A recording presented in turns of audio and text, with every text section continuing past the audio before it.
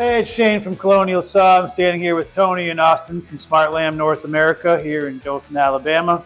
Behind us is the UTMA LC25E CNC. Guys, tell me a little bit about how you operate this machine and how it helps your business. Well, on a daily basis, we use it to sharpen our finger joint heads, our 6 and 8 wing heads. It cuts down on the time. It cuts down on the wear and tear of the head because of what we can set it to, not over sharpen it, just mainly our efficiency everyday use. Tony, you kind of echoed those sentiments earlier. We were talking about repeatability. Tell me a little bit about how it helps with the overall picture of the shop. Well, the repeatability and reliability go hand in hand. It's been extremely reliable. No downtime, major downtime to speak of. A small issue here and there, it's nothing major.